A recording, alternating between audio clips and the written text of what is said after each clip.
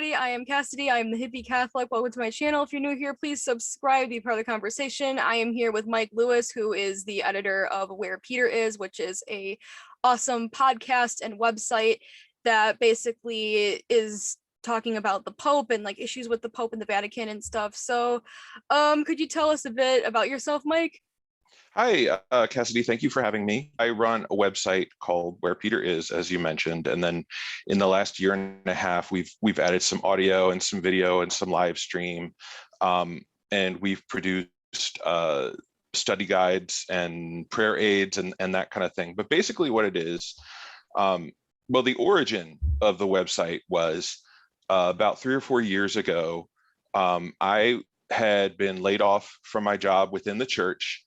And, but I still felt kind of a call to help contribute to the church in some way. The four of us who started the website had all been supporters of Pope Benedict. One of the things that we noticed was that people who had once been like really strong, outspoken defenders of John Paul II and Pope Benedict, all of a sudden had turned on Pope Francis. It struck me as strange because it really doesn't matter who the Pope is in terms of his office or, whether his teaching is valid. The other thing for me, frankly, was that I found Pope Francis inspiring. Like some of his teaching, like I don't know where you were in your faith back in 2012, 2013, but some of the stuff that Pope Francis taught and did, some of his first gestures, like moving Holy Thursday Mass to a youth prison and washing the feet of 12 prisoners, including women, including, I think 1 or 2 was a Muslim. It shook me up because it wasn't what I was used to. I was used to this idea that, liturgy needs to be done a certain way and we need to follow the, but for pastoral reasons, Pope Francis still teaching the gospel, still being faithful to what we believe, but he was doing things in a striking way. And I could see that it was really affecting people, especially people who were not close to the church. So I was kind of an instant fan and I paid close attention to him. I'd read his daily homily summaries and I'd read his audiences. And I was really fascinated by him and really inspired by his message. And it really, in my own personal life, his message really affected me in a profound way. Like, I mean, I'd always been Catholic, but he really, I felt integrated that Catholicism from just being like a matter of thought or philosophy or what I believe into how do I conduct my daily life?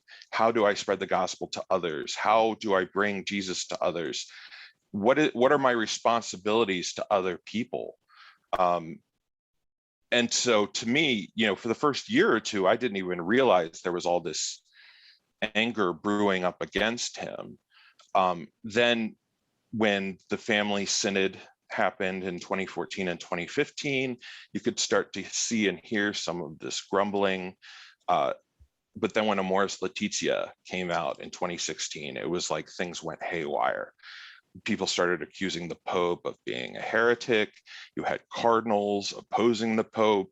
EWTN were promoting messages that opposed the Pope, which was shocking to me. Now, there was a part of me that was thinking, well, maybe somebody needs to step into this gap. And because the thing is, it's like you have some progressive publications like National Catholic Reporter or Commonweal, but they aren't as focused on staying within the confines of the magisterium of Catholic teaching.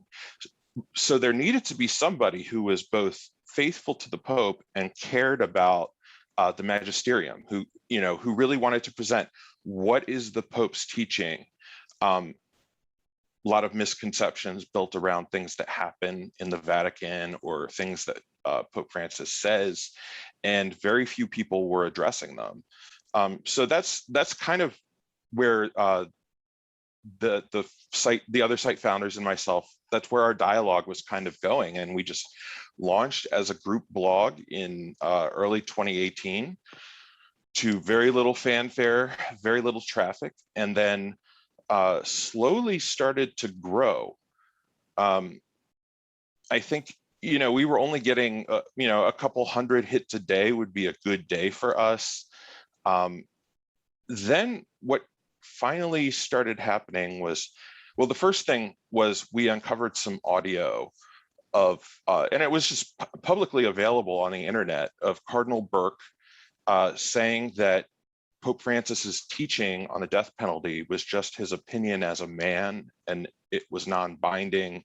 And he made a joke about, getting a copy of the catechism before they make the new version and keep it in a safe place. And, that was the laugh line. And he's giving this, he was giving a talk to a bunch of catechists, basically saying, ignore the Pope on the death penalty. And then, so I transcribed a lot of it. I published a report on it, and that drove a lot of traffic to our website. But then the big thing, and that was, I think, in September of 2019. And then in October of 2019, there was the Amazon Synod. I don't know if you remember, but that prayer service they had on the Feast of St. Francis, where the indigenous people of the Amazon came out and they held hands and went in a circle around a blanket that had all these symbols of their culture. That was presented in right-wing Catholic media as idolatry or paganism. And it really got hysterical. So we were trying to get to the bottom of this, because people we knew were asking us what was going on, what did it mean? Taylor Marshall and Cardinal Burke are saying that it's paganism. Raymond Arroyo on EWTN is saying this is paganism. Like, what is going on? So one of our contributors, Pedro Gabriel, he lives in Portugal. He's never been to an English-speaking country in his life, I don't think. And he just happens to be fluent in English. He's an oncologist by trade, but he has a scientific mind. He's a doctor. So he decided he was going to get to the bottom of what this was.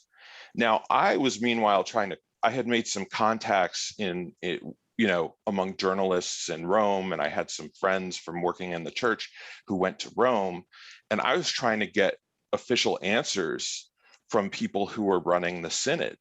And like one cardinal told my friend who was asking on my behalf, like, don't pay any attention to those people. That's the fringe. If you give them any attention, if you don't give them any attention, they'll just go away. But what we were seeing was that the narrative was really taking hold.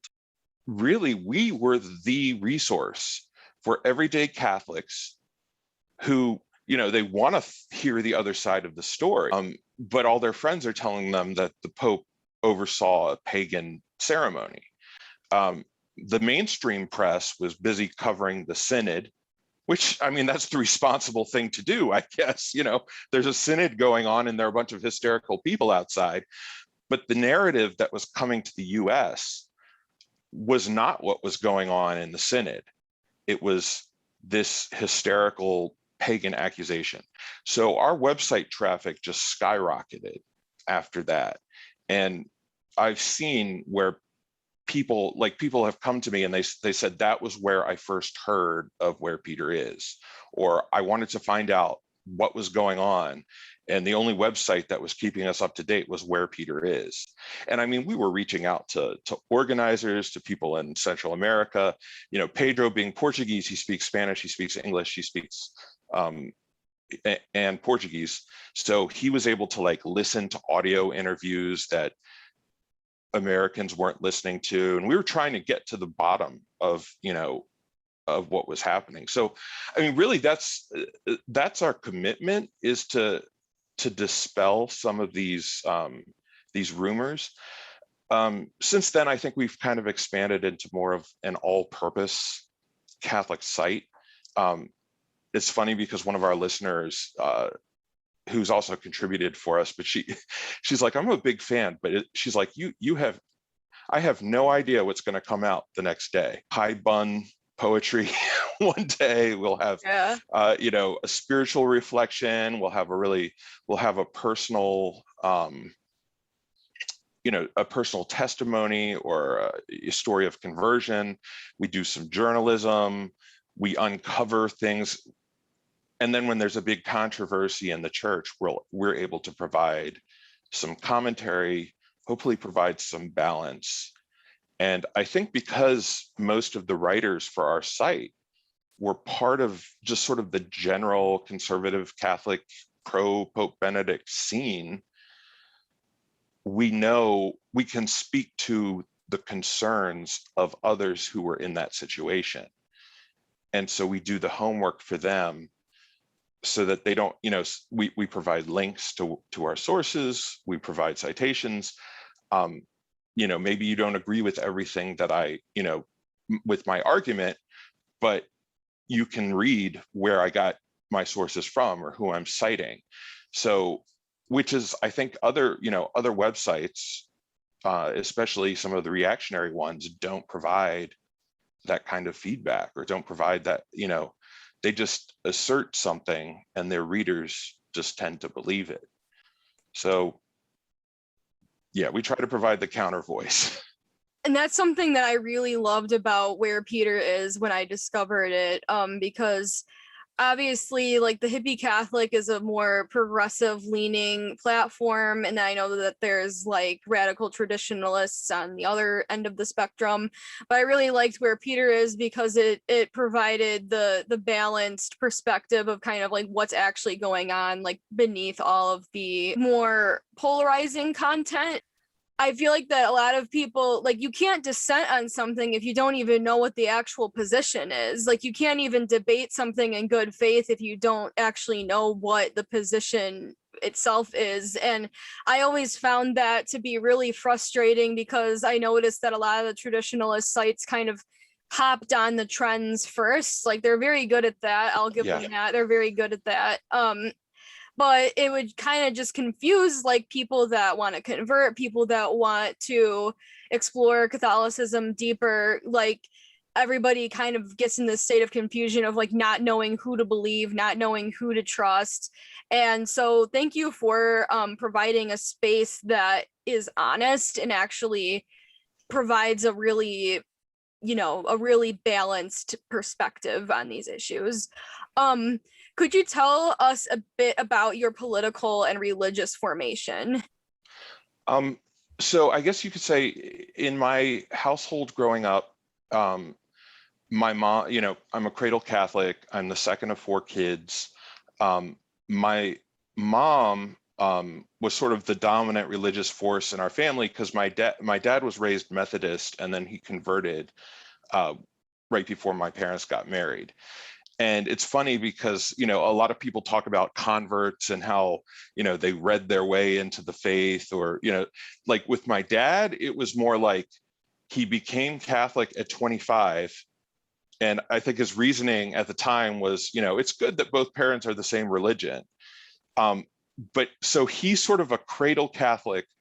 He was sort of a cradle Catholic who was born at 25 years old, so he was a very genuine Catholic and he grew into his faith, but he wasn't Mr. Apologetics or, he was a much more quiet person about his faith. It was genuine. He prayed, he was very supportive of us in our sacraments and in our faith formation, went to Catholic school. My mom's formation, though, definitely impacted ours. So she was born in 1951. So she was kind of coming of age, in her early teen years was Vatican II and all the changes were going on. And her dad was very, very unhappy with the changes in the Mass. And so, he subscribed to all these old publications that, were against Vatican II. And the funny thing about my grandfather was, so they went to like the most progressive Catholic church in the area. I live in Montgomery County, Maryland, right outside of DC. So they went to the most progressive church. Like there were other churches that were, they just sort of went along with Vatican II, whereas like this is the parish that would have like the homemade loaf of bread for communion or the liturgical dancing, or, they did everything before it was allowed. Like, extraordinary ministers before that was allowed, communion in the hand before that was allowed, and female altar servers before that was allowed. So they were just always, the priest was always kind of on the cutting edge. And my grandfather was so traditional that it never occurred to him to go to another parish that was 10 minutes down the road, but outside the parish boundaries where he lived. So, he apparently wrote a lot of letters to the Archbishop, and, every Sunday he was kind of a curmudgeon, and he would rant and rave about what was going on at the Mass. My mom, though, I think when she grew up and she kind of got married and got out of that household, she was still a very committed Catholic, but I think she realized some of the dysfunction in just sort of that negative attitude. And my grandfather, he died when I was 23. So I grew up listening to him ranting and raving about Vatican II. So I know where a lot of these people are coming from. But we still had a fairly strict Catholic upbringing. Definitely conservative, but I wouldn't say uber political, partisan. She would vote pro-life, but it wasn't the type of thing where you see Catholics today who jump all in on the entire Republican or Trump agenda. She was very pro-immigrant. She was anti-death penalty. She was anti-war. So, I think politics weren't necessarily a huge part. Pro-life definitely, but it was more about, sound doctrine. And she was, it was very moralistic too. But on the whole, I think from her, well, both my brother and I, who the two brothers are the two middle kids, had a huge fascination just with the faith and learning about it. My younger brother wound up becoming a priest.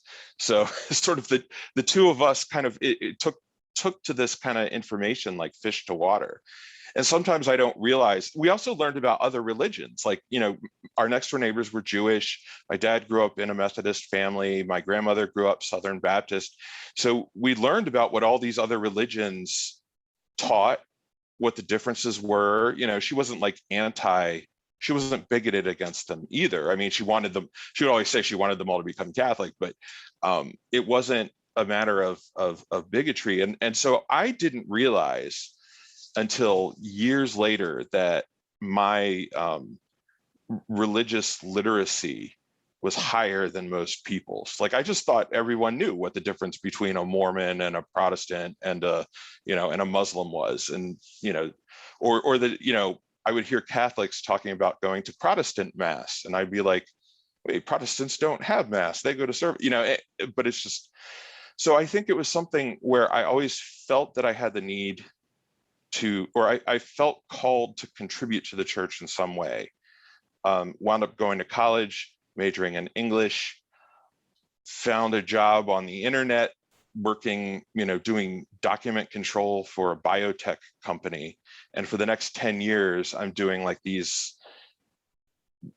documenty type jobs for government contractors and manufacturers. And I was really, really unhappy. So then I decided, okay, well, I'm going to get a master's degree in graphic design and publishing. And from there, maybe I can get a job working in a communications department for an organization that I believe in what they're doing. And so that's kind of what happened when I was about 30. I got a job working for the USCCB in their publishing department. That went on for 7 years. I had I was publications coordinator, creative services specialist, I think was my title. Barely got to know any bishops, but it was just sort of, I was observing what was happening inside there. And a lot of the time I was thinking, this could be done better, or no wonder people are drifting away from the church, because there's some good ideas here, but there's some not so good ideas, and the execution is just terrible. So I wound up, they reorganized the communications department, and I got laid off, and that's where the story picks up. That's awesome that like you went back to school and everything because you were like unhappy with your career. That's like such an important thing for people to know, because I know so many people, they get caught in like a job they don't like, and then they feel like that there's like no way out and they're just like stuck there. So like thanks for sharing that story. That's like really inspiring. Yeah, I mean, believe me, there were certain, I mean, it was tough because I was going to grad school part-time, and I had two little kids at that point, was married, and I was working full-time. And so I mean, it was just sort of like I was living off energy drinks and coffee for 3 years. But yeah, I mean, I pulled it off. And then when I got the job at the USCCB, I took a huge pay cut. But I was like, this is what I want to do, hopefully, but then it's kind of funny because in terms of the work that I did there, I felt like I was, I mean, it just sort of languished. They always had these hiring freezes, and sometimes it's like my boss and I didn't always get along, and it was, so it was sort of like spent 7 years there thinking that it was, hoping that it would become something. And then when I got laid off from my job, I mean, I was devastated because I always thought there was a light at the end of the tunnel. So I mean, it is kind of a story of perseverance too. I mean, you need to do what you've got to do for your family, but you never know the direction that things are going in. If I mean, I would have been content. Like if somebody had asked me what my dream job was 5 years ago, I would have said director of communications for the USCCB. Like that was literally what I wanted to be. Now I find myself critiquing the USCCB in my job. And actually it's funny because I was totally shocked by the layoff. Like when I got pulled into the meeting, I thought I was getting promoted. And, and then it was just astounding. Like, and my dad had just died. We had a 6-month-old baby. Like it was just like, what's going to my life was just up in the air. And it was a very rough time.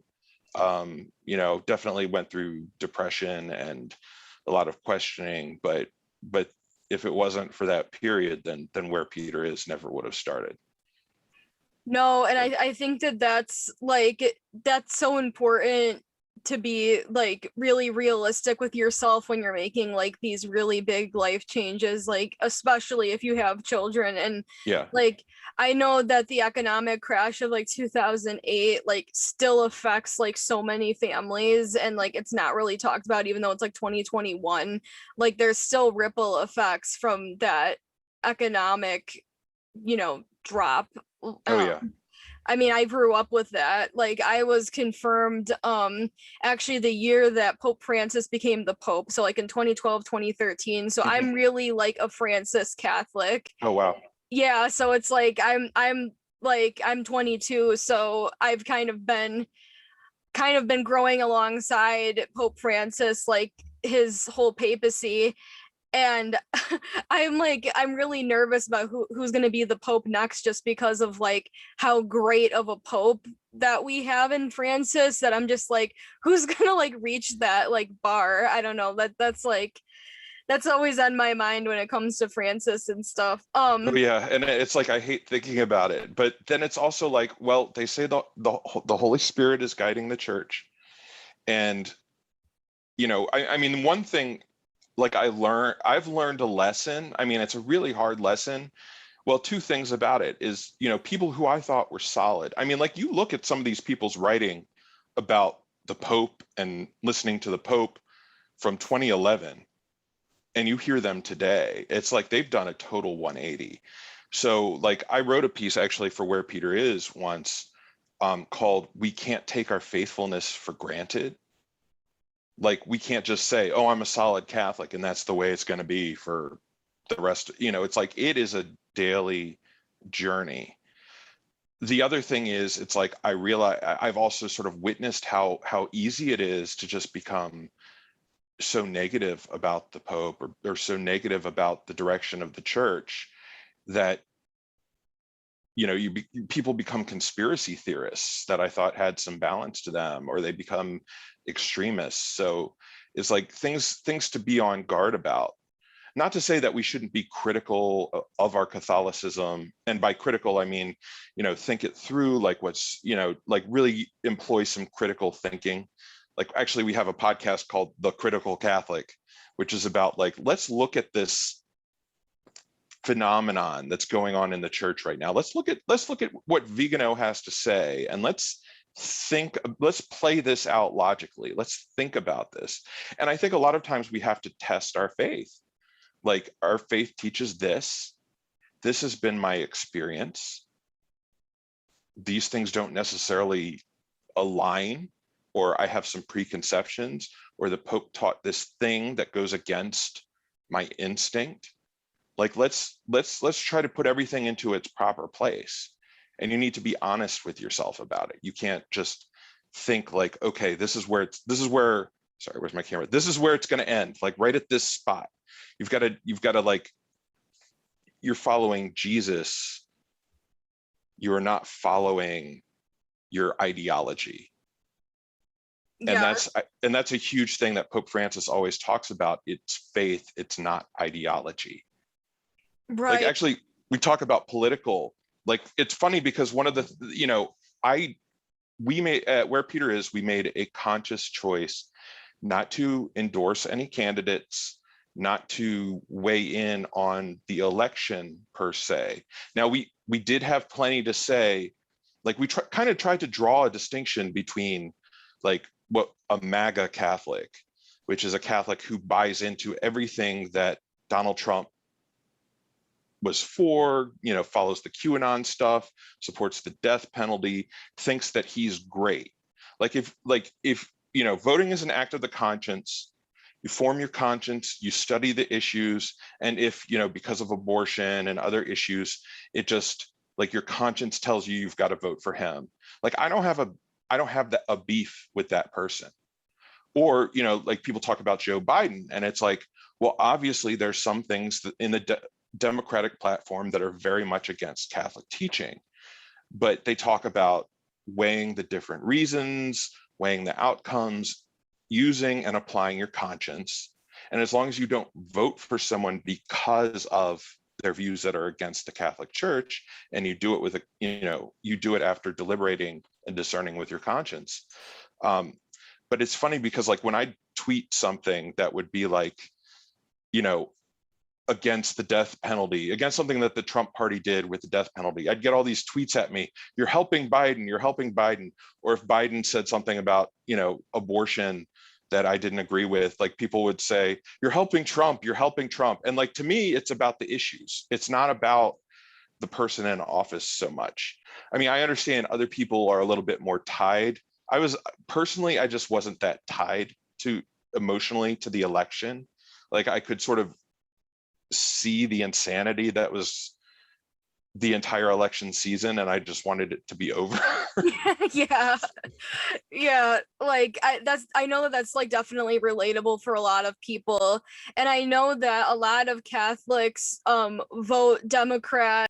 We see that statistically under Democratic like presidencies and government and stuff, that we see abortion rates actually go down, and a lot of that is because of economic factors, because economic factors are the leading reason why women seek abortions. Most people who seek abortions are mothers who already have children and cannot afford more. The kind of tagline of like, oh, you can't be Catholic and a Democrat is so, like, it's so silly, because there's like, shouldn't we be concerned about results? Like, shouldn't we if we're seeing that, like, a legislation that's claiming to be pro-life is actually causing the opposite of what we want to happen, like, we should criticize that. Yeah, like, well, I mean, criticizing welfare queens for having all these kids, it's like, well, what do you, I mean, you hear this kind of rhetoric. You can't have, like, I have a friend who is a he's very pro-life, and he doesn't even defend the Democratic position at all. But then he says, but then I look at the, so that, and even for him, he's like, that's okay if that's issue number one. If he'll even say if that's the preeminent issue, which I know is a big debate, but he's like, then I look at issues 2 through 17, the Republican Party is wrong on all, and I mean, I don't really, it's like, I don't want to necessarily get it, but I guess the thing that I can say is I certainly respect when people go into an election with, really trying to apply Catholic social teaching. And it is not an infallible, like voting is checking a box or filling out a circle or pushing a button. It's not an infallible act. People vote for certain reasons that are legitimate, and as long as you're not voting for illegitimate reasons, I'm not going to take a line from Pope Francis. It's like, who am I to judge? Right, exactly. What have been your experiences with conservatives, and what have been your experiences with progressives? Okay, so I think I'll start with progressives since we kind of discussed this earlier. The funny thing is, I have found that progressive Catholics, especially leaders and in the media, I find that we get a lot of respect from them. They know what our limits are. They know what we'll advocate for. Now, some people want us to push for more, or they just, want to bash certain things that the church teaches or whatever. But I find that a lot of, I've met a lot of people on the Catholic right, and I mean, a lot of people on the Catholic left, which was not my world before Pope Francis. And what I found is a lot of people who are really Christ-centered, who are really focused on serving the Lord, and they're passionate about issues that are really important to the church. Like, actually, so after my layoff, I went and worked for a year and a half with Catholic Climate Covenant, which is, it's an official Catholic organization that was spun off, I guess, as a separate organization from the USCCB, but their mandate was really to promote Catholic teaching on care for the environment, care for our common home. And, obviously when Laudato Si came out, that sort of became their rallying cry. Before that, there was if you can believe this, the US bishops in 2001 actually put out a statement about climate change. Like, could you imagine them passing that today? I don't know, but they wrote and drafted and passed an official statement on ending climate change. But to sort of get to know, like, old school Catholic peace activists, that a lot of them are 70 or 80 years old, but they've spent their lives, basically standing up for the poor. I know that there was an immigration rally where a bunch of like Catholics and nuns and priests and Franciscans in their robes were being arrested for they were in the Capitol Rotunda having a prayer vigil. And it was funny because it was like, I'm watching the live stream of this and I'm like, I know that guy, and I mean, there's a sincerity. I think sadly there's such a division, and I'd love to see that healed, because I think both sides can kind of learn from each other. Like, people say, the Catholic progressives, it's the heart, and the Catholic conservatives, it's the head. And it's like head and heart, when they work together, like, that's when we have a really robust message that is filled with love, that's filled with passion. It really builds up the gospel. On the Catholic right, unfortunately, I mean, this is it. I mean, it's one of those things where it's like it reached a point where my perception or my expectation was, if somebody that I had known from the Catholic right or known about in 2012 was actually pro Pope Francis, I was pleasantly surprised. Like, my expectation was that they would pile on him. Like Dawn Eden Goldstein, she was a big chastity speaker back in her, in the mid 2000s. And, I didn't know her personally until I think I had met her a couple times because I live near DC, and I think I'd met her a couple of times in DC. But when I saw her actually write something supporting the Pope, I was like, holy cow, like, and so actually we've gotten to be good friends. But I mean, it's one of those things where it's like, I'm painted as a leftist, but I never thought of myself as one. And they call me like a modernist, progressive heretic. And it's like, all I'm doing, like, I am a Catholic who supports the Pope and Catholic teaching. Like, how is that? I mean, obviously the gospel is radical, and I think Pope Francis has woken us up to that. But I mean, it's really disheartening because the role of, I think the Catholic Church does need conservatives. Now, I mean, in disposition, I'm not saying what we've got today, that's not really Catholic conservatism. That's Catholic radicalism, reactionaryism. But I think there are certain things like, for example, that Amazon prayer service that we were talking about, that figure. I think some people on the left were, yeah, it's Pachamama and that's great. And, or with Amoris Laetitia, when that came out, the issue of communion for divorced and remarried people, I think on the left, they were saying, yeah, everyone should receive communion no matter who they are, or what they've done, or what their background is. And the role of the conservative when they're doing their job is to say, no, this is what the church is teaching. This is the actual, like, let's put the right boundaries around it. And I mean, sometimes they can be more or less restrictive, but there were very few people out there who were just like, they were believing the same narrative that the far left was. It's like, oh no, the Pope has changed Catholic teaching, except for them it was bad.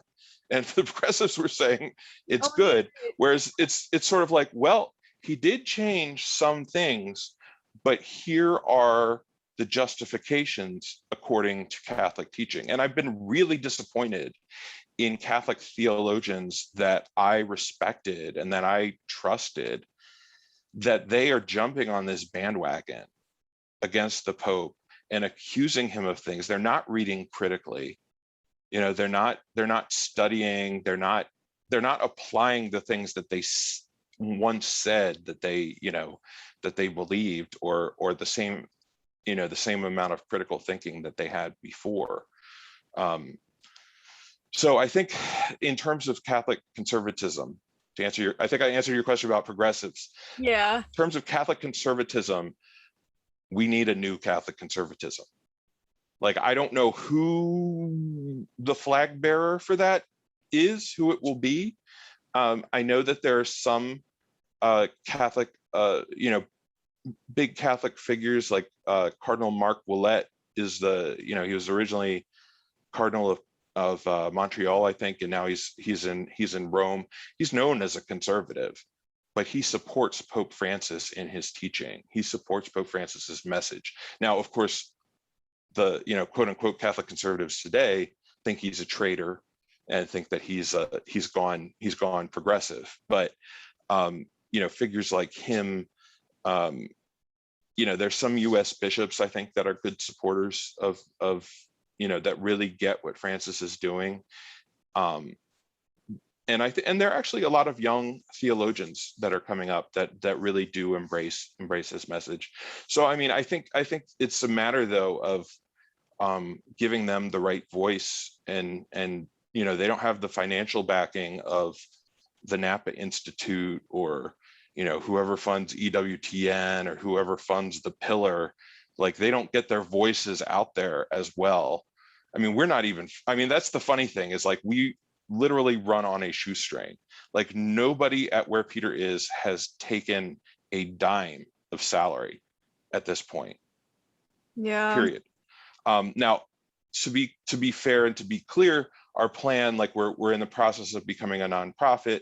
Our goal, once we have enough money to actually pay people, is to have employees and compensate contributors. But right now it's an all volunteer venture.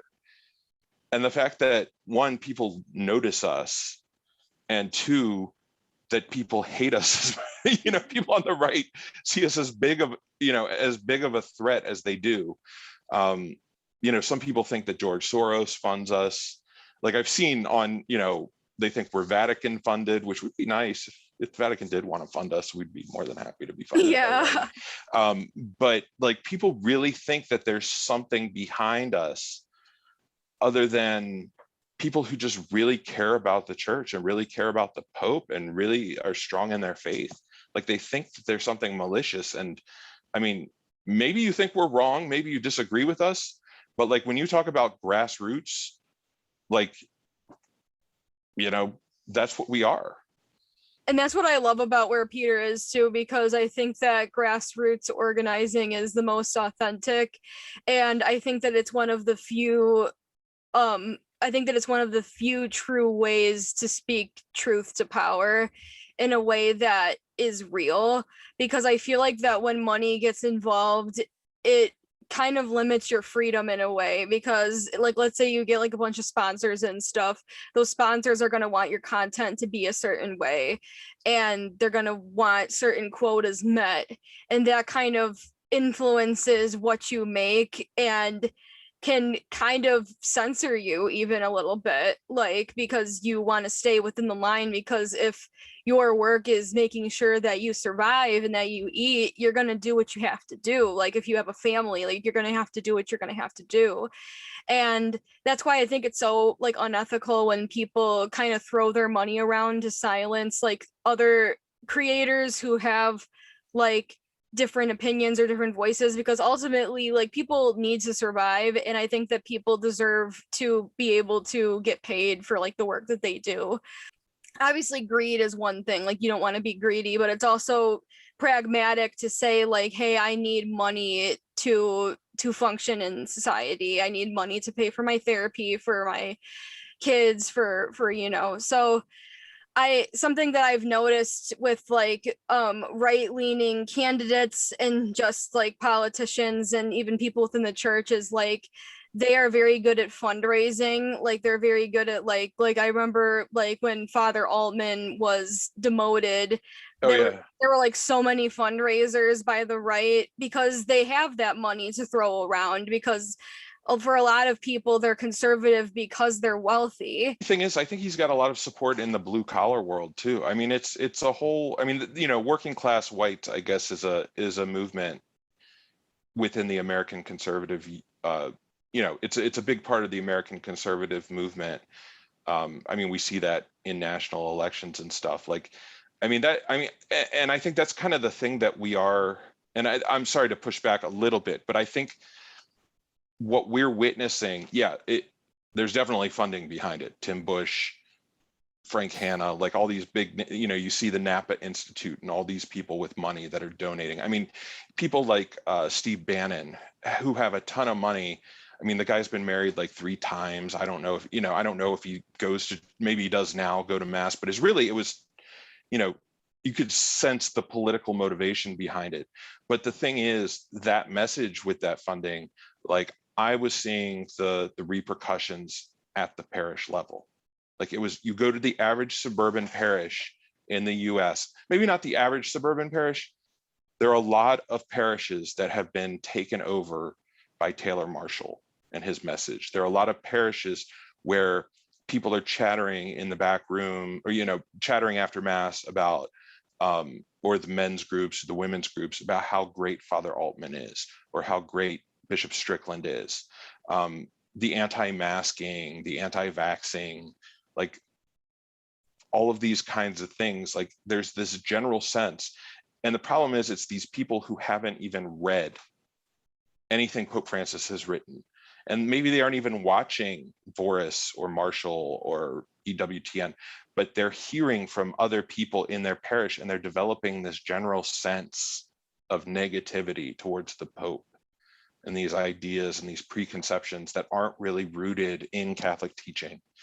And that's where that's the problem. If it was just a few outspoken like leaders, that would be one thing, but it's really that they're being effective in winning converts to their message. And I mean, and this is the other thing with the Catholic right and the Catholic left. I think one of the reasons why there was no one really like us when we came out that was addressing these narratives. Like I would talk to my, progressive Catholics, and I'd go to them and I'd say, the Catholic right is going insane. And they'd be like, yeah, so like they've always thought that. Right. And like, I'm like, no, like really like weird stuff now. And I think it wasn't until that Amazon Synod and that guy chucking the wooden figures into the Tiber River, where like it really became real for some people. Like, wow, this has real world repercussions. Like this narrative is, I mean, even one of my priests, who I've never talked to him about Pope Francis in depth really, and he's not at my parish anymore, but like he, one of his, it was some Marian feast, and he's like, Mary isn't just, blah, blah, blah. And then like one of the things that he said, Mary is not a fertility goddess. And I'm like, I know he doesn't watch these videos or any, like he always says he doesn't have time to follow stuff. But somebody told him about what happened before the Amazon Synod, and he just believed that person. And, he just picked up on that little bit, that they were worshiping a fertility goddess in the, in the Vatican gardens. And so this is what's really dangerous. It's like, how do we roll back that narrative without some real leadership? I mean, we're doing a little bit that we can. If you want, if you want to hear the other side of the story, that's what we're there for. But I think the left has finally realized that this is how serious this is. Like they've finally kind of woken up to it. Oh yeah, and I think that why I really respect your platform is because like you guys are a really healthy, moderate like place, like because and you're very truthful to Catholic teaching as it stands at this current moment. And I think that that is like essential for any kind of dialogue, because you can't have a conversation if you don't actually know what the conversation is actually about. And that's kind of leading up to my next question. So there's a teaching within the catechism that talks all about dissenting in good conscience. What are your perspectives on dissenting in good conscience, and what's your perspective on dissent in general? Well, obviously the Catholic Church has a very strong, leaning towards orthodoxy, but I think everybody in their faith journey should struggle with some teachings, like with for example, like with the LGBT issues. It's like there are two issues going on that and they've been combined into one. But one of the main issues that really needs to be abolished before we can really tackle the other one is homophobia, is discrimination against gay Catholics. It's like for centuries, or at least for decades, I can't go back forever, but stigmatization, name calling. It's a lot of the reason why there's so much tension in the church over this issue is you have conservative Catholics who, they refuse to say the word gay.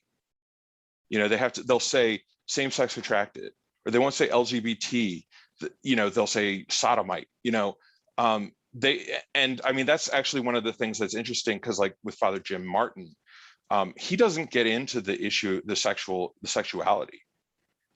He extends, I mean, he talks about the sexuality. He doesn't talk about the sex. He talks about the welcome that the church should be extending, and the church should have been extending this all along. And I think in a lot of ways, dissent is a natural consequence. I mean, depending on people's backgrounds, depending on how they're raised, depending on their experience. If you have, I mean, I know that there are a lot of women, for example, who feel very strongly in their hearts that they're called to be ordained to the priesthood, or that women should be priests, or that it's a matter of justice. I wrote a piece recently about the German synod. I don't know if your listeners know about that, but there's something called the synodal path that is basically the entire German church has kind of come together to discuss, like, what are the issues on the laity's minds. And the thing is, I think if you went to the US church and you asked them the same questions, like, what are the issues, what are the things that you struggle with about the church, or what do you think, like, they're going to bring up women's ordination, because it hasn't been presented, the teaching has not been presented in a way that is convincing to people.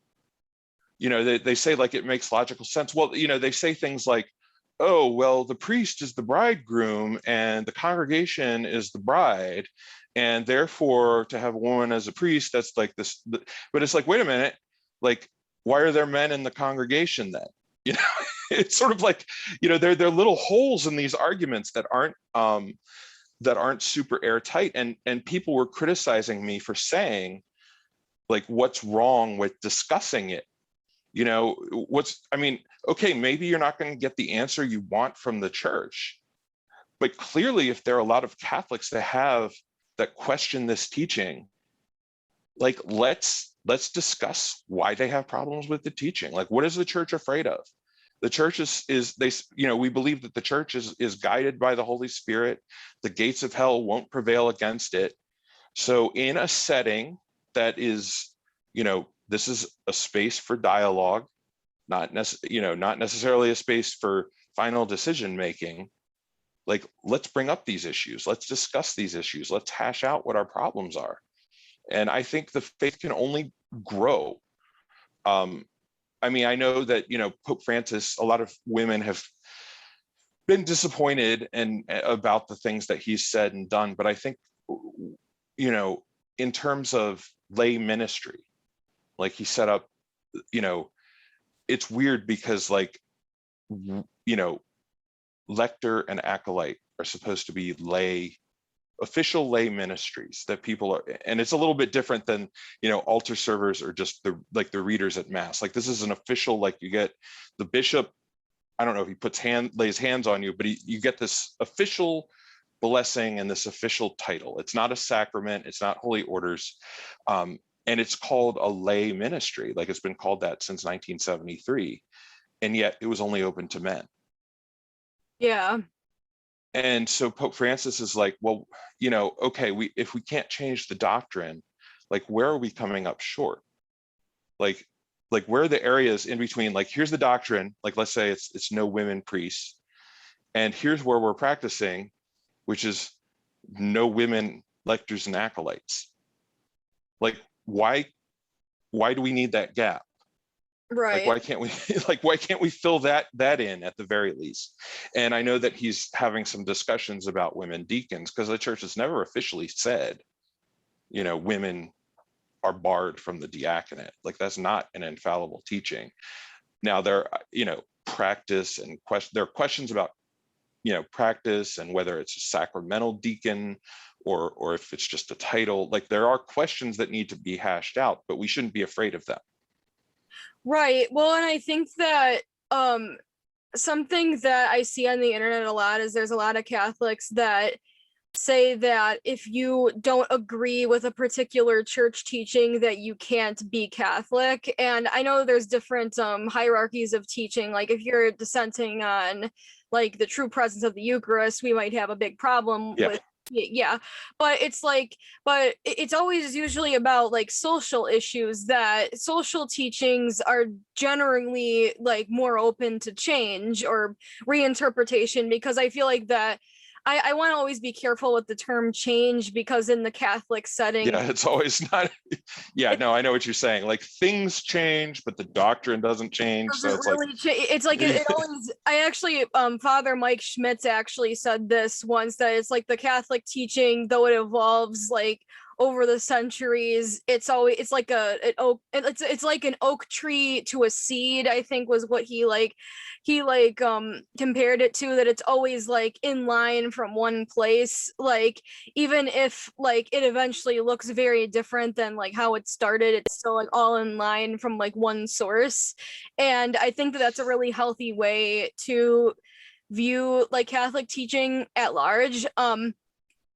But I think that something that I have like an issue with is the people saying that like that teaching has never been interpreted, and that like, you know, like we know that's not true, especially like that we just saw the catechism change in regard to the death penalty. That's an example of a teaching that's been widely held for centuries, that the death penalty is admissible in certain cases.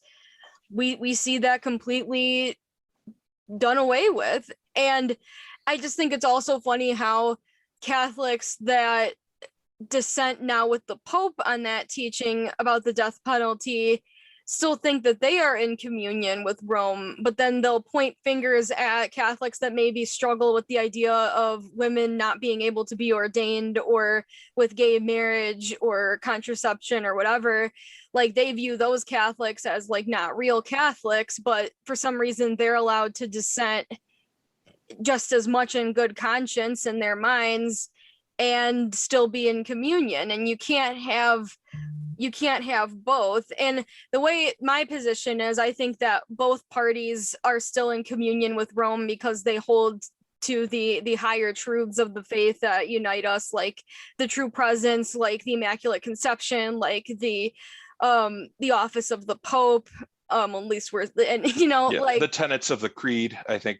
Right, like, yeah, like the tenets of the creed, like things like that. Like obviously there are, and I think that like healthy conservatism within the church should be setting boundaries within the church. Like, because I know that you mentioned earlier about like how the church needs conservatives. I think that conservatives in the church context should be the type of people who are wishing to preserve traditions and be able to be like, hey, we need to go back to where we started, like here's the like lines that you can draw in, sort of a thing. I think that that can be very healthy because we need boundaries in our lives and to function properly, and I think the church is the same way. Like, what do you think the difference between dissent and like dialogue is? So I think if somebody is very I mean, I think disposition has a lot to do with it. I mean, there's an issue of even knowing you're in dissent. I think one of the things that like you talk about the dissent about the teaching on the death penalty, and really briefly, just to sort of, it wasn't a sudden change. Like it had been evolving especially since Vatican II. Basically, Vatican II introduced the language of human dignity and human rights into our church dialogue. Like if you read, if you go back and read Aquinas and like the early councils, they don't talk. I mean, it's there, like it's the seed is there of human dignity, but that language, I think, evolved, especially after like all the genocides. You know, after I mean, like what we looked at in the after slavery, after you know, different types of oppression and conquest, I think the Catholic Church took a step back and it's like, why was that? That was clearly wrong, but like why? And it's because of the intrinsic human dignity that everyone has. So and from that, it's like, okay, let's respect someone because of their humanity. They are made in the image of God because of their humanity. And that caused us to reflect on different things in terms of the way we treated the poor, you know, condemnations of slavery, condemnations of eugenics, you know, working towards peace. And in the same way, so they saw the death penalty as a matter of defense of society, and they saw it as a matter of justice. Okay, like if someone commits a crime, but it was never like mandatory. Like if somebody, that it was never, you have to execute someone if they murder somebody. That was never a Catholic teaching, because obviously people throughout history murder people and get like, you know, 10 years in prison, or, you know, I mean, so basically we're looking at like, is this, you know, does this respect human dignity? Like this is new language. Like, does the death penalty, how does that respect human dignity, especially when you consider how it's unevenly applied, Some people are executed for being an accessory to murder. Other people get life imprisonment for murdering 12 people. Obviously, factors like race, like Black people get executed more than white people for the same crime. Different countries are oppressive. Like, how many innocent people are killed? How many people are killed or executed because of their religious or political differences? Like, this is not a good system, and that's why it was made inadmissible. And actually, Pope John Paul II basically said the same thing, except he left a little teeny loophole if it was like the only way to protect someone from the aggressor, basically a self-defense argument. But the funny thing is, and sorry to go off track, but the people who dissent from that teaching, and I find this across the board with Catholic conservatives, is they refuse to admit to themselves or others that they do dissent from Catholic teaching. Yeah. Like, that is part of their identity, is that they are Orthodox Catholics and they believe everything the church teaches. So if the church teaches something that they don't agree with, well, that's not a real church teaching. Save your old catechism. Don't buy the new one. I mean, this is, and one of the things that I'm trying to pull out, to make this point, like, I understand that you don't like this teaching because it offends your beliefs or your faith, challenges what your preconceptions are, but you're doing yourself an injustice by refusing to engage this crisis of faith that you're having. It's like, yeah, you think the death penalty is great, or you think that the new teaching on the death penalty doesn't align with what you thought Catholic teaching was. Okay, well, that's a problem. You need to recognize that is a conflict, and you need to deal with it in your own life. And I think that there are a lot of sincere, good people who really do desire to be part of the church. And to go back to your original question, I think when people are sincerely struggling or sincerely having doubts, but they still want to cling to the church, and if they've committed a serious sin, yeah, go to confession. Obviously, you don't want to, that's one of the tenets of our faith. But I think they should be welcome. And another key thing when we talk about these communion debates is it's between, like, I think 99.9% of the time, whether or not you are worthy, assuming you're a Catholic and everything else being equal, is between you and God in your conscience. It's not deny this person communion. Like, maybe there are people who shouldn't be going to communion, but it's their journey, it's their relationship with God. And for us to make assumptions about what's going on in their mind and what's going on in their heart, I think that that was one of the things that, and I think that's actually, I think in practice, that's what John Paul and Benedict did. They really, if we want to talk about worthiness to receive communion, when you have, archbishops and cardinals implying that the Pope is a heretic, or telling people to disobey the Pope, or saying that this teaching of the church, we need to disobey it, like the document that came out recently about the Latin Mass. Like, when you have people doing that, that's like bordering on schism. Like, if you want to talk about people who should avoid the sacrament, like, let's talk about that, as opposed to somebody's personal, their personal struggles with Catholic teaching.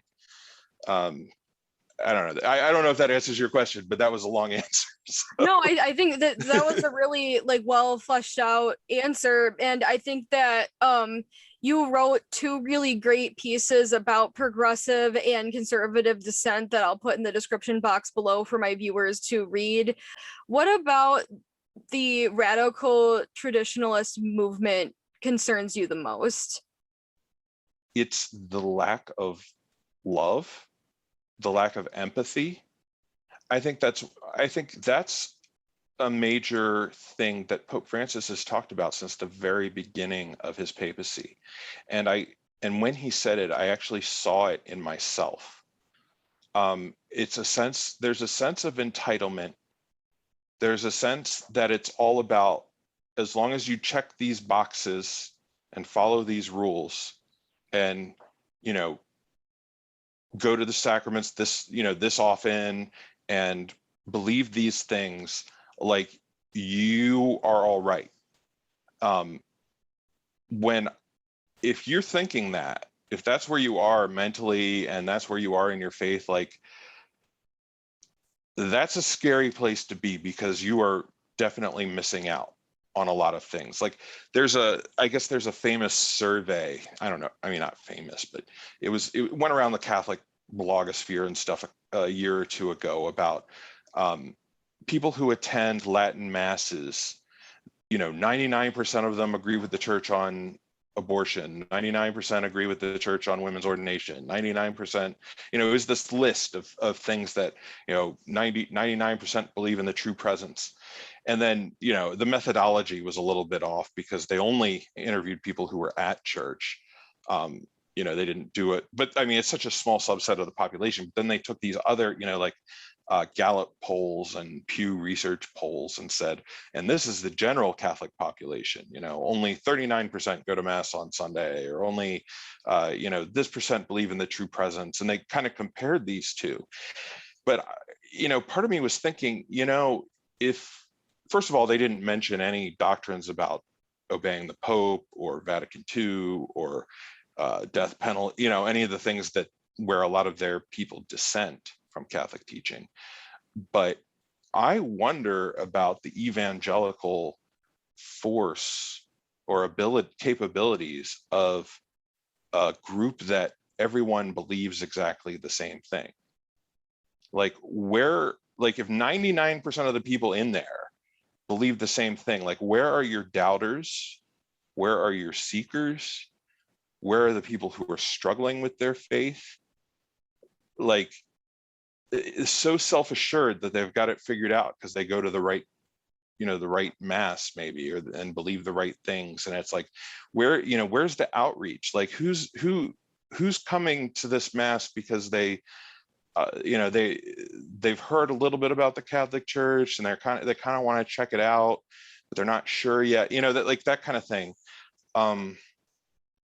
I kind of wonder, like, don't they realize that, being a society of the pure isn't a good thing? When you look at the way the wider society, not just other Catholics, think, like, how are you changing hearts? Or rather, is this like, you graduate into it if you already believe these things? If you're Catholic, it's Catholic 2.0 for the already converted. But yeah, the self-righteousness, the judgment, they try to catch people up in if they misspeak or they write something wrong. I mean, I've become very careful in my tweeting and writing, because I anticipate what the attack is going to be. And then I get other people coming at me like, why are you wording it like that? And I'm like, well, because I'm just used to having everything I say picked apart. Not they won't address the core issues. There's also a kind of a groupthink among the conservative movement. Like, there is not a talking point that I have not heard 40 times. I mean, I spend too much time on Twitter, but I get all of these anonymous, and maybe it's one guy that just restarts new anonymous accounts over and over again. I don't know. Like, I'm really curious who these anonymous traditionalist trolls are. Like, are they 12-year-olds? Are they 45-year-old fathers of 10? They're all male, I think. Yeah. Or 95% of them are male. But it's like they've got some Latin name and some like picture of a monstrance as their avatar, and they just sort of, it's like, oh yeah, well, it's like, you don't think the Pope is a heretic? Well, what about Pope John the 22nd? And it's like, I've heard this talking point thousands of times. It's Right, like, yeah. it's like, did they do their own research? Do they know what other people have said? Do they know the other side of the argument? And I don't think they do. I think it's a tribalism. And it's all about, hey, how many people did we get on our side? It's not a matter of how many people really internalized this issue. It's kind of like voting. Like, to be really cynical about the Trump administration, like, people wrote about how the Trump administration, they brought in Taylor Marshall. Trump didn't directly confront the QAnon phenomenon. And basically what he did, or what the campaign did, I don't know if it was him personally, but was change the entire worldview of millions of people. I mean, because they say like a full 10% of the US population believed in QAnon or something, something like, so that millions of people bought into this falsehood so that they could check the right box one time on one day in November.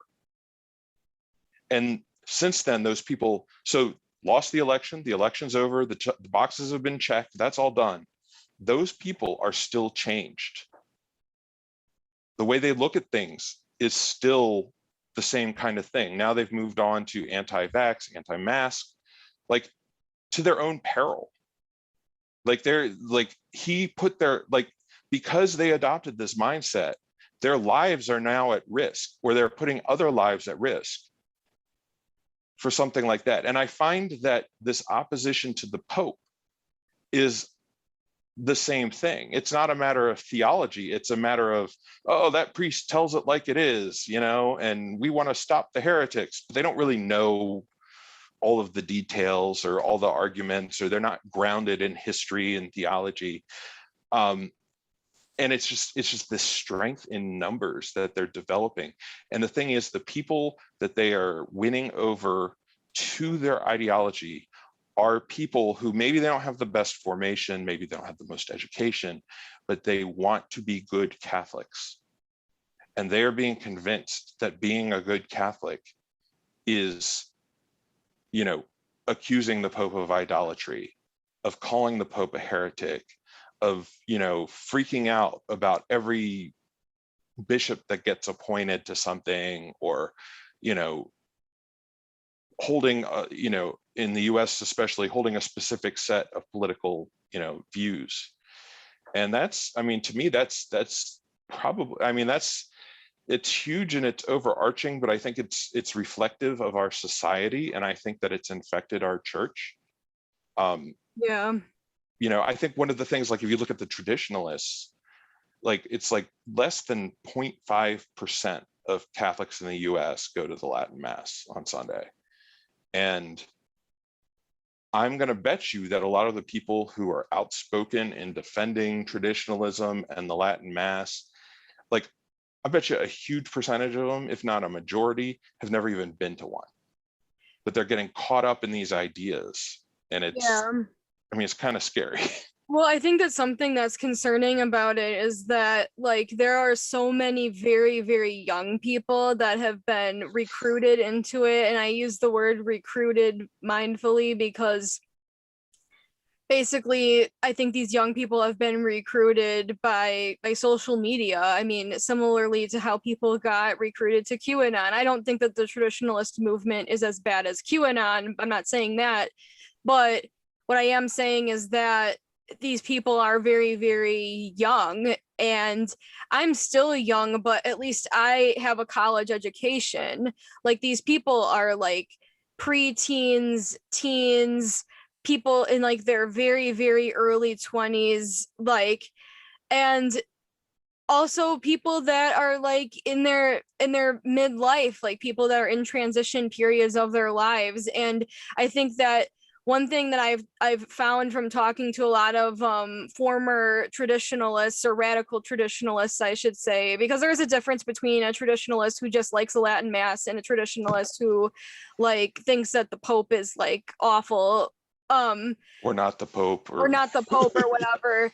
Like, a lot of them say that the traditionalist movement is very appealing to so many people because it provides certainty, and these people really, really need to be told that they're good. They need to be told that they're doing the right thing. They need an external validation that tells them that they're on the right path. And that's where that groupthink, I think, comes from. And because they market themselves as a true Orthodox Catholic Church, they cannot admit that some of their positions are dissenting, even though they actually are, if you look at Catholic teaching. Whereas, like, I'm obviously on the Catholic left. Because we're the Catholic left, and because there's already like so much stigma about us, we have to kind of be honest and kind of be in the underdog position, I think, because we don't have as many numbers as the traditionalists do. We kind of have to be like, here is our dissent. We recognize it's dissent, but here is why. Like, we kind of have to provide an explanation and kind of defend our validity in a way that the traditionalists don't have to. So that already creates like a power imbalance when it comes to dialogue and things like that.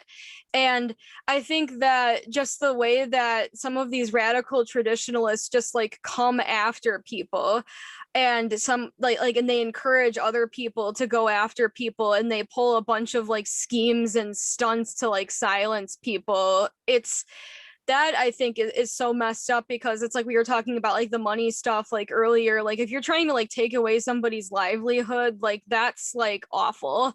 Like you don't know if somebody has kids, you don't know if somebody like has mountains of debt. Like, that's not your, like, where's the Catholic charity? Where's the Catholic, like, what like, why are you so angry with somebody that you don't want somebody to eat, is like what I'm asking. Like, and I guess, like, do you think that being overtly political is harmful as a Catholic, like on either side? Like, because also something I hear a lot is like some people will be like, I'm not conservative or progressive, I'm just Catholic. And it's kind of like, the way my position is, I would say that like all of the above are Catholic. Like the middle Catholics are Catholics, the radical traditionalists are Catholic, and the progressives are Catholic, if they have all their sacraments and everything like that. So like, I just wanted to know what your opinion was. I mean, I don't really want to judge anyone else. I mean, it's funny because I think one of the reasons why I sort of took a shift in my views was because, like, I think around like 2012 or, you know, around that time, I had been a poll watcher every day, like, you know, what's the president's approval rating? What's, you know, who's pulled ahead in this election? Who, you know, and I really just, you know, focused on, oh, is this scandal going to sink this person? And, you know, and a lot of times when you'd hear a scandal, like you'd actually, and it was about your opponent, like you'd really, even if there wasn't much truth to it, you'd root for it to take them down, you know? And I think that one of the things though that, and you know, we've had Steve Millies on our podcast before. He's a, what does he call himself? A political theologian or a political theorist, I think is what he is, but he, you know, with a Catholic social teaching background. And he said that the Catholic Church is political, but it is not partisan. And that's kind of where we, you know, where Peter is tries to focus on it. Like, it's funny because I've seen some Catholics, like, for example, when Joe Biden, and I don't even follow like US politics when I don't have to, but something about how the federal death penalty, he either extended it or, you know, whatever it was. The other thing is, like, at first he didn't raise the immigration or the refugee cap very early in his administration, something about the death penalty. And I saw Catholics rushing to his defense, you know, and saying, he doesn't need to do this because yada, yada, yada, it's all Trump's fault, you know? And it's like, I understand. And it's like, to me, it's like, are you defending the Catholic position? And these are outspoken Catholics, or are you defending this politician? like, and I understand issues are complicated and he has his reasons. And I know like the immigration cap, one of the things was, it's like, we don't have the infrastructure anymore to pull in this many people, but because of the pressure, he did raise it because that was one of his promises. They just don't think that they're going to reach that level. But I think, it's like one of those things. It's like, are you being too beholden to a political party or to a political figure? And I think that's like, I think Catholics do need to be more active in political life. And like for myself, I am less active than most Catholics. And I'm glad there are Catholics out there who are more than I am, who are more active in political life, because it's it's the duty of the laity. First of all, if you're a priest, you should, like, listen to me, do what I do, or less.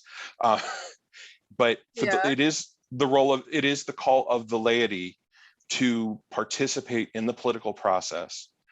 I think we can't compromise our values. Like, so if you're a Catholic Democrat, like, you should work to help your party reflect our values. And if you're a Catholic Republican, for example, you should be working to change your party's position on the death penalty, to change your party's position on, getting health care to people, to change the party's position on refugees, to help the poor. Like, bring your Catholic values to your party. I mean, that's one of the things, like with the Democratic position on abortion, like people have commented, it's become more and more, it's gone from safe, legal, and rare to, there should be no limits on it and the government should pay for it.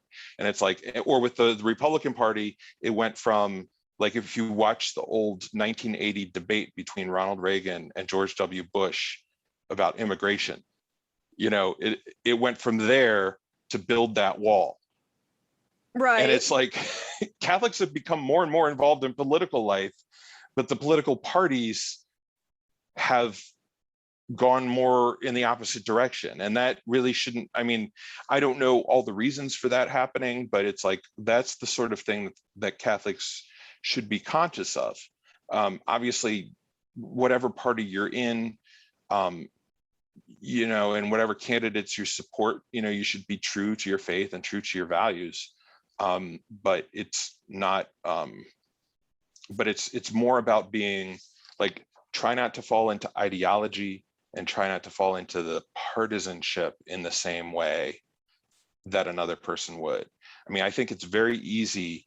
And actually, I think this is the case on both sides. I think there are some Catholics, like we see that the whole bishop's communion controversy, they look at Joe Biden and all they see is abortion. This is the guy that is pushing abortion. That's all they see. And like, I mean, obviously, if you've hung out with progressives for the last 5 years, you know what they thought of Trump. Right, Trump. yeah. I mean, the devil come down to earth or something, Right. And it's like, I think that Catholics need to be a little bit above that snap judgment. When I look at Joe Biden, obviously he's not a perfect, faithful Catholic in every way, but there is something to work with there. This is a priest this is a president who does care about his faith, whether it's perfect or imperfect. I mean, he seems like pretty, actually kind of typical for an American Catholic. Yeah. Except he goes to mass every Sunday, unlike, most Catholics. Right. And it's like, if you can't see that, that there is positive to draw out of that, then, you really need to take a step back and go back to that human dignity teaching and remember he is a person too, made in the image and likeness of God. Even Donald Trump is a person made in the image and likeness of God. And I mean, I know I'm kind of chuckling because, I think that may have been, I was an early 2016 never Trumper conservative. And it was like a cartoon character to me. I'm like, nobody's gonna vote for this. And then when they nominated him, I was like, holy cow. And then when they jumped on board, like, I just couldn't believe what I was seeing. But I mean, there is a human being there who Right. God wants to save, God wants to redeem. So at the very least, maybe he shouldn't be president, but Right, but it's like know, our enemies are not of this world. It's of against powers and principalities, against evil, against but every individual we're trying to save and to bring them to God, because how can we not, if Christ died for every single one of us, like how can we not want to see everybody be the best version of themselves and go to heaven? And exactly. it, like, I guess, like, my final question is, like, how can we encourage more respect for the Pope? And what do you think Catholics of all political ideations can do to encourage unity within the Catholic Church? Well, I mean, I think on the conservative, or on the anti-Francis side, I think that a frank assessment of what the church actually teaches about the papacy, if we really care about church teaching, the church teaches that the Pope is the visible source of unity in the church. I would propose giving Pope Francis a second chance. Honestly, I don't see another way that it plays out. I think some people are waiting him out, waiting to see, hoping he'll die and Cardinal Burke will get elected Pope. But you can't count on that. You can't count on something changing that hasn't changed. And I think on the left, I think it's similar too. I see people who place a lot of hope in Pope Francis, thinking he's going to change this doctrine and that doctrine and that doctrine. And I guess it's one thing to want certain doctrines to change, but to understand that that's not how the church works. That's not what believing Catholics don't see it as a matter of my candidate supports these positions and he's going to change these policies.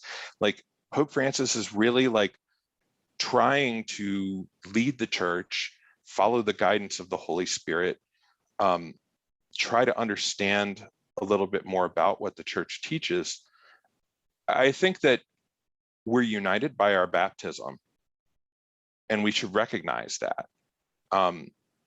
We look at the rising secularism today, and people that are walking away from the church, and we're blaming it on on the right. They're blaming it on the progressives. The progressives are blaming it on the rigid right, and I think that they maybe are both right. At the core, we have to realize that we are one church, that we are unified. That we have one visible source of unity, that we have, we're the church that Jesus Christ founded. And I guess to go with Pope Francis is, we're all in this together. Nobody, he says this line, and they call it some people say it's a heresy or whatever, but it's like, we're either saved together or not at all. Nobody is saved alone. And I think it's actually true. Like, even if you look at it in the salvation sense, it's, maybe as an individual that's facing judgment, although there is we do teach about a general judgment, but it's like, unless you are part of the Catholic community, like without the church and without working together, we're doomed. And I think that's, you look at people who are breaking away from the Pope, and they splinter and they disagree with each other, and it falls apart. It's, if you're a Catholic, that's really what's important. And the other thing I'd recommend is, if you have questions about certain issues, you can come to wherepeteris.com, and we've covered pretty much every major controversy and social issue in the church. I mean, there's some that we want to hit on more than we have. I know we haven't written about the environment in about a year, so I want to bring in more definitely about that. But these big questions, these controversies that crop up around Pope Francis, we definitely talk about. So basically, I think that we need to take a step back. Everyone needs to take a step back and think about how, if the church is true, how is it going to move forward, and how is it going to be unified? And the only way is united around the Pope. I 100% agree with that, and that applies to all popes, that regardless of what you think their political standing is, whether they're Benedict, whether they're, you know, Pope Francis, like we have to all respect the Pope as the Pope, as Catholics.